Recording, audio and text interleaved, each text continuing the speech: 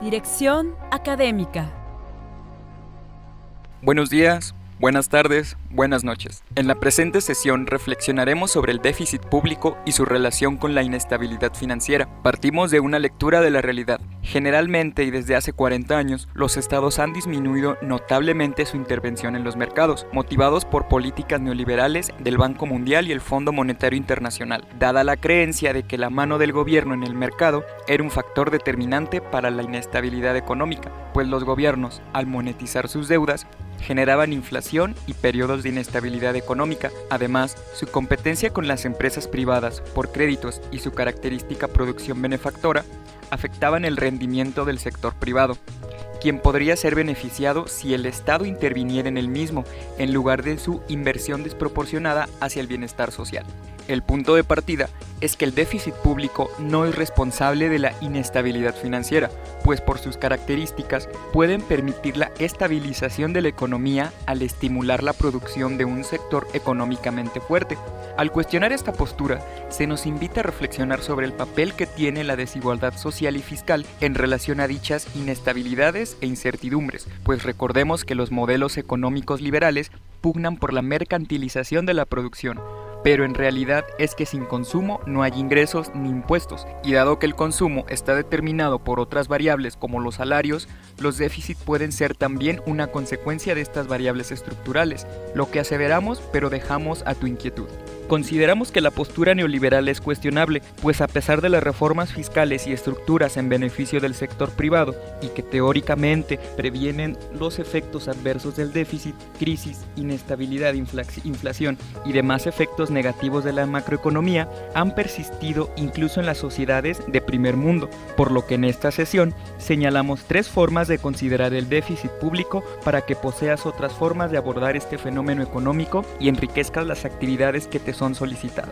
Desde finales del siglo XX, los economistas enfatizaban que en las economías emergentes se requieren de reformas estructurales para alcanzar un rápido desarrollo, a ejemplo de las potencias económicas que fomentaron la primacía de la participación del sector privado en los procesos económicos, defendida esta postura por los economistas del Banco Mundial y del Fondo Monetario Internacional, quienes consideraban que la inestabilidad financiera es producto del déficit económico que además frena el crecimiento público, sin considerar las históricas relaciones de producción internacional y el desarrollo tecnológico de algunos países, frenado históricamente por procesos de colonialismo y neocolonialismo ahora denominado outsourcing.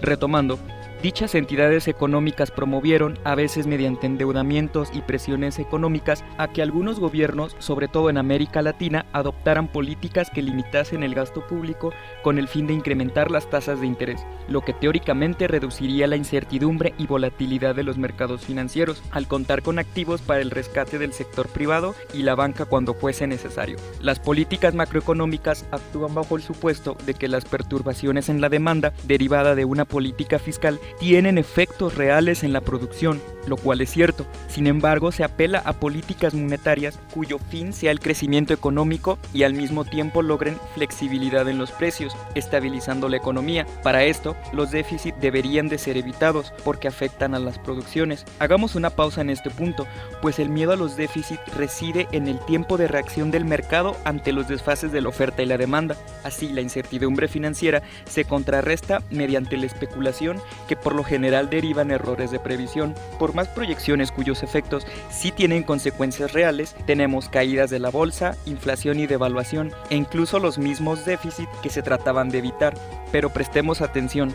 No es el déficit el origen de la inestabilidad económica, sino las formas en las que se reacciona ante esta y la excesiva especulación y deuda que, como sabrás, derivó en la crisis del 2008. Sin embargo, se sigue argumentando que los déficits generan inflación porque suele suceder que los gobiernos, para equilibrar sus presupuestos, monetizan sus deudas y emiten más dinero en lugar de equilibrar sus gastos, que deberían de ser sostenidos solo por los ahorros acumulados. En algunas soberanías esto se ha traducido en una disminución del presupuesto público y en general en la sustitución del estado del bienestar por el paradigma neoliberal. Sin embargo, a pesar de estas transformaciones, se han seguido presentando fenómenos como incertidumbre, inflación y lento crecimiento económico, al punto de llegar a teorizarse que los beneficios universales a los que el Estado benefactor había acostumbrado a la sociedad no son sostenibles en el tiempo. Entonces surge la pregunta de si los déficits son verdaderamente responsables de estos fenómenos ante las ya aprobadas regulaciones al gasto público,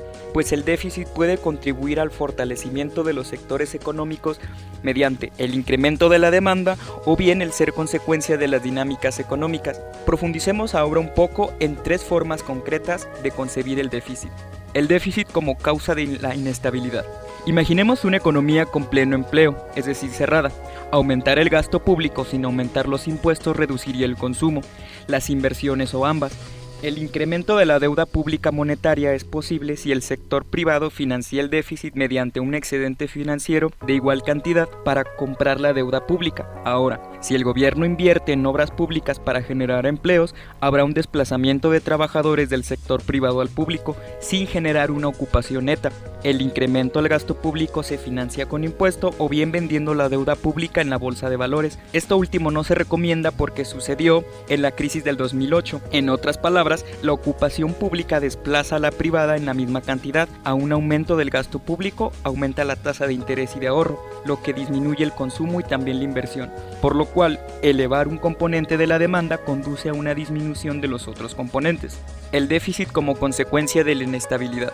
Cuando los fondos públicos se usan para rescatar y amortiguar los efectos de una crisis financiera, en lugar de fortalecer la capacidad productiva, los apoyos permiten la sobrevivencia y fortalecimiento de los rentistas.